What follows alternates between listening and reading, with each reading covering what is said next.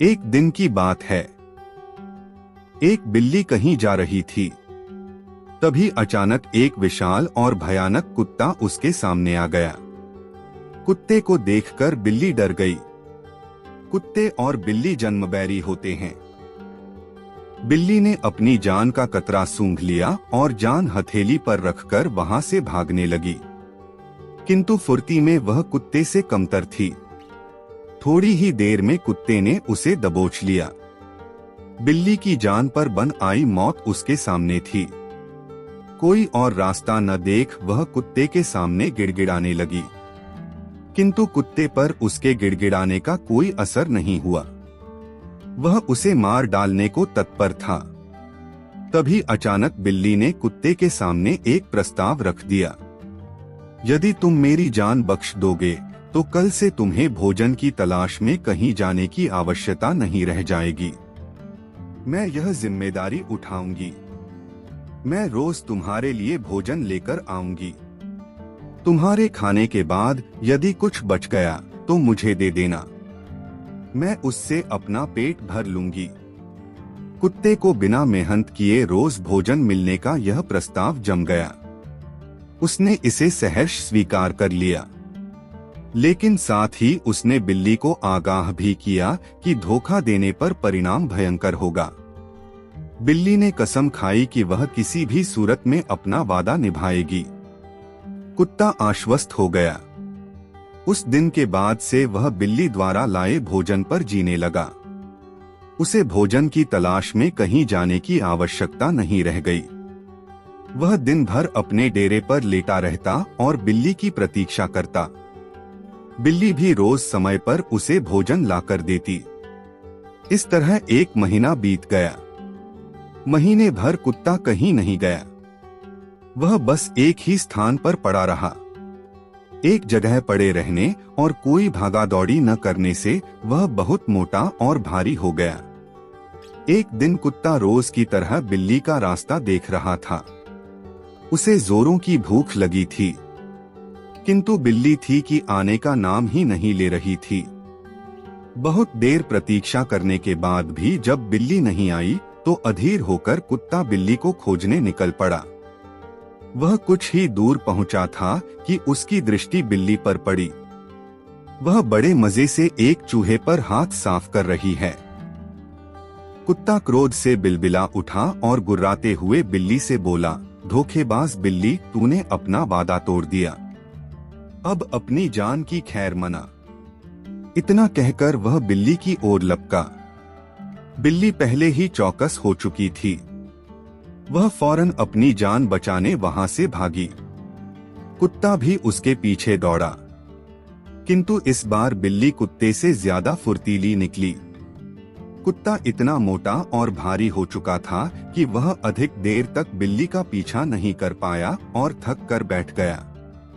इधर बिल्ली चपलता से भागते हुए उसकी आंखों से ओझल हो गई। दूसरों पर निर्भरता अधिक दिनों तक नहीं चलती। यह हमें कामचोर और कमजोर बना देती है। जीवन में सफल होना है तो आत्मनिर्भर बनो। प्राचीन समय की बात है। एक राज्य में एक राजा राज करता था। उसका राज्य खुशहाल था। धन धान्य की कोई कमी नहीं थी। राजा और प्रजा खुशी खुशी अपना जीवन यापन कर रहे थे। एक वर्ष उस राज्य में भयंकर अकाल पड़ा। पानी की कमी से फसलें सूख गई। ऐसी स्थिति में किसान राजा को लगान नहीं दे पाए। लगान प्राप्त न होने के कारण राजस्व में कमी आ गई और राजकोष खाली होने लगा। यह देख राजा चिंता में पड़ गया। हर समय वह सोचता रहता कि राज्य का खर्च कैसे चलेगा।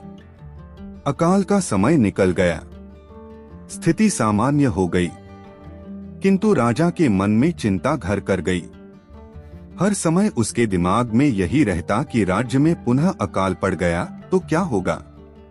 इसके अतिरिक्त भी अन्य चिंताएं उसे घेरने लगी। पड़ोसी राज्य का भय, मंत्रियों का षड्यंत्र जैसी कई चिंताओं ने उसकी भूख प्यास और रातों की नींद छीन ली। वह अपनी इस हालत से परेशान था।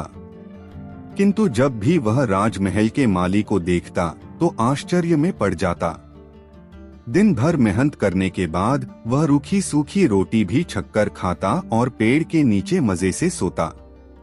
कई बार राजा को उससे जलन होने लगती। एक दिन उसके राज दरबार में एक सिद्ध साधु पधारे। राजा ने अपनी समस्या साधु को बताई और उसे दूर करने सुझाव मांगा। साधु राजा की समस्या अच्छी तरह समझ गए थे। वे बोले, राजन, तुम्हारी चिंता की जड़ राजपाट है।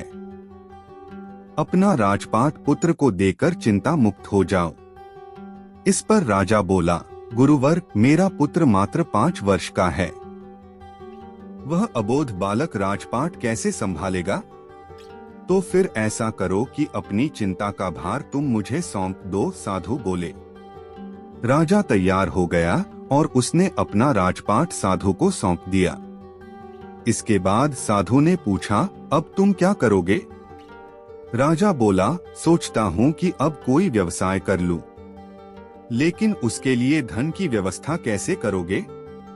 अब तो राजपाट मेरा है। राजकोष के धन पर भी मेरा अधिकार है। तो मैं कोई नौकरी कर लूंगा, राजा ने उत्तर दिया। ये ठीक है, लेकिन यदि तुम्हें नौकरी ही करनी है तो कहीं और जाने की आवश्यकता नहीं। यही नौकरी कर लो, मैं तो साधु हूँ। मैं अपनी कुटिया में ही रहूंगा। राजमहल में ही रहकर मेरी ओर से तुम ये राजपाट संभालना। राजा ने साधु की बात मान ली और साधु की नौकरी करते हुए राजपाट संभालने लगा। साधु अपनी कुटिया में चले गए। कुछ दिन बाद साधु पुनः राजमहल आए और राजा से भेंट कर पूछा, कहो राजन, अब तुम्हें भूख लगती है या नहीं और तुम्हारी नींद का क्या हाल है? गुरुवर, अब तो मैं खूब खाता हूँ और गहरी नींद सोता हूँ। पहले भी मैं राजपाट का कार्य करता था, अब भी करता हूँ। फिर ये परिवर्तन कैसे, ये मेरी समझ के बाहर है। राजा ने अपनी स्थिति बताते हुए प्रश्न भी पूछ लिया। साधु मुस्कुराते हुए बोले, राजन, पहले तुमने काम को बोझ बना लिया था और उस बोझ को हर समय अपने मानसपटल पर ढोया करते थे। किंतु राजपाट मुझे सौंपने के उपरांत तुम समस्त कार्य अपना कर्तव्य समझकर करते हो, इसलिए चिंता मुक्त हो। जीवन में जो भी कार्य करें अपना कर्तव्य समझकर करें, न कि बोझ समझकर। यही चिंता से दूर रहने का तरीका है। एक व्यक्ति मल्टीनेशनल कंपनी में सेल्स मैनेजर की जॉब करता था।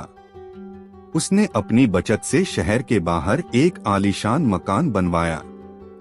शहर के बाहर होने के कारण वह एरिया कुछ सुनसान था। वह व्यक्ति अपनी पत्नी और बच्चों के साथ अपने नए घर में रहने लगा। सुबह होते ही वह काम पर निकल जाता और देर शाम तक लौटता। सुनसान जगह इतना आलीशान मकान देखकर चोरों के एक समूह ने वहां चोरी करने की योजना बनाई। चोरी के पहले वे मैनेजर के घर के पास चक्कर मारकर उसके घर की गतिविधियों का जायजा लेने लगे। पहले ही दिन उनकी नजर मैनेजर की एक अजीब हरकत पर पड़ी। घर आने के बाद वह सबसे पहले अपने बगीचे में लगे आम के पेड़ के पास गया और अपने ऑफिस बैग से एक एक कर कुछ निकालने लगा और उसे पेड़ में कहीं डालने लगा। मैनेजर की पीठ चोरों की तरफ होने के कारण चोर ये देख नहीं पाए कि उसने अपने बैग में से क्या निकाला और पेड़ में किस जगह डाला। उन्होंने अंदाजा लगाया कि ये अवश्य ही कोई कीमती चीज होगी। चोर मैनेजर के घर के पास घात लगाकर बैठ गए और अंधेरा होने का इंतजार करने लगे। रात में जब घर की लाइट्स बुझ गई तो उन्हें इत्मीनान हुआ कि घर में सब सो गए हैं। वे दीवार फांद कर घर में घुसे और सीधे आम के पेड़ के पास पहुंचे। फिर बिना समय गंवाए वे वहां मैनेजर की छुपाई चीज खोजने लगे, लेकिन बहुत खोजने के बाद भी उन्हें कुछ नहीं मिला।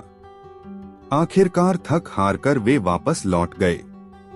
अगले दिन वे फिर उस घर के पास छुपकर बैठ गए। मैनेजर जब ऑफिस से वापस आया तो चोरों की नजरें फिर उस पर ही गड़ गई। पिछले दिन की तरह वह सबसे पहले आम के पेड़ के पास गया और बैग से निकालकर उसमें कुछ डालने लगा। फिर वह घर के अंदर चला गया। उस रात घर की लाइट्स बंद हो जाने के बाद फिर से चोर दीवार फांद आम के पेड़ के पास पहुंचे और जी जान से उन चीजों को खोजने में लग गए जो मैनेजर ने वहां छुपाई थी। लेकिन उस दिन भी उन्हें कुछ हासिल नहीं हुआ। कुछ दिन तक वे रोज रात में आम के पेड़ के पास खोजबीन करते रहे, लेकिन उनके हाथ कुछ न लगा। वे परेशान हो गए कि मैनेजर आखिर कैसे उन चीजों को पेड़ में छुपाता है कि हम जैसे शातिर चोर भी उन्हें ढूंढ नहीं पा रहे हैं। अब चोरों में चोरी करने से ज्यादा इस रहस्य को जानने की जिज्ञासा पैदा हो गई। आखिरकार अपनी जिज्ञासा शांत करने रविवार के दिन वे सभी मैनेजर से मिलने उसके घर पहुंचे। मैनेजर का उन्होंने शरीफों की तरह अभिवादन किया। फिर चोरों का सरदार बोला, सर प्लीज बुरा मत मानिएगा, एक बात आपसे पूछनी थी। हम लोग चोर हैं। पिछले कुछ दिनों से आपके घर चोरी करने की फिराक में हैं। हम रोज देखते हैं कि आप शाम को घर आकर आम के पेड़ में कुछ डालते हैं, लेकिन लाख कोशिशों के बाद भी हम वो चीजें ढूंढ नहीं पाए। हम सब ये जानने को बेचैन हैं कि आप वहाँ चीजें कैसे छुपाते हैं कि वो मिलती नहीं हैं। चोरों की बात सुनकर मैनेजर हंस पड़ा, फिर बोला, अरे भाई मैं वहाँ कुछ भी नहीं छुपाता, तुम लोगों को गलतफहमी हो गई है। नहीं सर, हमने देखा है, आप रोज शाम को अपने बैग में से कुछ निकालकर पेड़ में डालते हैं। आप वहाँ कुछ न कुछ तो छुपाते हैं, चोर एक स्वर में बोले। अब मैनेजर गंभीर हो गया और बोला, मैं एक मल्टीनेशनल कंपनी में सेल्स मैनेजर हूँ। काम का दबाव बहुत अधिक रहता है, जिस कारण तनाव होना लाजमी है। किसी भी हाल में टारगेट पूरा करना ही होता है। इसके लिए रोज किसी न किसी से झिकझिक होती है। कस्टमर के ताने सुनने पड़ते हैं, बॉस की डांट झेलनी पड़ती है। मानसिक तनाव इतना अधिक होता है कि घर आने पर भी नहीं जाता। पहले अक्सर मेरे तनाव को बेवजह मेरे परिवारजन झेलते थे। कुछ देर रुककर मैनेजर आगे बताने लगा, जब मैंने ये नया घर बनवाया तो सोचा कि इस घर का माहौल मैं शांतिपूर्ण रखूंगा। कभी ऑफिस का तनाव घर लेकर नहीं लाऊंगा। इसलिए घर आने के बाद मैं सबसे पहले आम के पेड़ के पास जाता हूँ और अपना पूरा तनाव एक एक कर वहाँ डाल देता हूँ। कमाल की बात यह है कि अगले दिन जब मैं वो उठाने जाता हूँ तब तक आधा तनाव तो गायब हो जाता है। जो थोड़ा बहुत बचता है उसे मैं अपने साथ ले जाता हूँ। लेकिन फिर जब शाम को घर आता हूँ तो तनाव पेड़ के पास छोड़ जाता हूँ। यही पेड़ का रहस्य है। मैनेजर की बात सुनकर चोरों को पेड़ का रहस्य समझ आया। चोरी करने में तो वे सफल नहीं हो सके, लेकिन जीवन की एक बहुत बड़ी सीख उन्हें जरूर मिली। आज के दौर में जिंदगी में सुख सुविधाओं के साधन तो बढ़ते जा रहे हैं और जिंदगी आरामदायक होती जा रही है, लेकिन कहीं न कहीं तनाव भी बढ़ता जा रहा है। अक्सर आपने देखा होगा कि लोग ऑफिस का तनाव अपने घर ले आते हैं। इस तरह वे घर पर भी सुकून से नहीं रह पाते हैं, साथ ही अपने तनाव से परिवारजनों को भी प्रभावित करते हैं। क्या हर समय तनाव का बोझ ढोना आवश्यक है? क्या इस तरह जिंदगी कुछ ज्यादा कठिन नहीं बनती जा रही? तनाव को एकदम से तो समाप्त नहीं किया जा सकता, लेकिन कम से कम घर पर परिवारजनों के साथ होने पर तो तनाव को दूर रखा जा सकता है और उनके साथ खुशनुमा पल बिताए जा सकते हैं। इसलिए जब भी घर आएं, तनाव को बाहर ही छोड़ आएं। शहर की पुरानी बस्ती में ताले चाबी की एक दुकान थी। उस दुकान में ढेर सारे ताले चाबी थे। लोग ताले खरीदने वहां आते। कभी कभी मुख्य चाबी गुम हो जाने पर डुप्लीकेट चाबी बनवाने भी उस दुकान पर आते। उसी दुकान में कोने में एक मजबूत हथौड़ा भी पड़ा हुआ था जो ताला तोड़ने के काम आता था, लेकिन उसका प्रयोग कभी कभार ही होता था। कोने में पड़े हथौड़ा अक्सर सोचा करता कि मैं इतना मजबूत हूँ, इतना बलशाली हूँ, इसके बाद भी इतने प्रहार झेलता हूँ, तब ही ताले को खोल पाता हूँ। लेकिन चाबी इतनी छोटी होने के बावजूद किसी भी ताले को बड़ी ही आसानी से खोल लेती है। ऐसा क्या है इस छोटी सी चाबी में? एक दिन जब दुकान बंद हुई तो उससे रहा ना गया। उसने चाबी से पूछ ही लिया, चाबी बहन, मैं बहुत दिनों से एक बात सोच रहा था, किंतु बहुत सोचने के बाद भी मैं किसी निष्कर्ष पर नहीं पहुंच पाया। क्या तुम मेरे एक सवाल का जवाब देकर मुझे निष्कर्ष तक पहुंचने में मदद कर सकती हो? पूछो भाई, बन पड़ा तो तुम्हारे सवाल का जवाब मैं तुम्हें अवश्य दूंगी, चाबी नम्रता से बोली। बहन, तुम में ऐसी क्या खास बात है कि तुम इतनी छोटी होने पर भी हर प्रकार के ताले, चाहे वह कितना भी मजबूत और जिद्दी क्यों न हो, बड़ी आसानी से खोल लेती हो, जबकि मैं तुमसे बहुत बड़ा, बलशाली और शक्तिशाली होने के बावजूद भी ऐसा नहीं कर पाता। मुझसे ताला खोलने में बहुत मेहनत लगती है और कई बार प्रयास करने के बाद ही ताला टूटता है। चाबी मुस्कुराई और बोली, बहुत ही साधारण सी बात है हथौड़े भाई। तुम ताले पर प्रहार करते हो, इस तरह तुम उस पर बल का प्रयोग करते हो और खोलने के प्रयास में उसे चोट पहुंचाते हो। ऐसे में ताला खुलता नहीं बल्कि टूट जाता है, जबकि मैं बिना बल का प्रयोग किए और ताले को चोट पहुंचाए बगैर उसके अंतर्मन में उतर जाती हूँ। इसीलिए मेरे निवेदन पर ताला तुरंत खुल जाता है। जीवन में कई बार ऐसी परिस्थितियां आती हैं जब हमारे सामने हथौड़ा या चाबी बनने का विकल्प होता है। किसी का दिल जीतना है तो उसे हथौड़ा बनकर जोर जबरदस्ती से नहीं जीता जा सकता, बल्कि चाबी की तरह उसके दिल में उतरकर जीता जाता है। इसी प्रकार किसी से कोई काम करवाना है तो डरा धमकाकर और जबरदस्ती दबाव डालकर भी काम करवाया जा सकता है। लेकिन ऐसे में कार्य के प्रति उत्साह और समर्पण भावना नगण्य रहेगी। यदि किसी के दिल में कार्य के प्रति समर्पण भावना जागृत कर उसे उत्साहित कर कार्य करवाया जाए तो कार्य मन लगाकर और समर्पण से किया जाएगा और ऐसे में कार्य बेहतर होगा और परिणाम भी बेहतर प्राप्त होगा।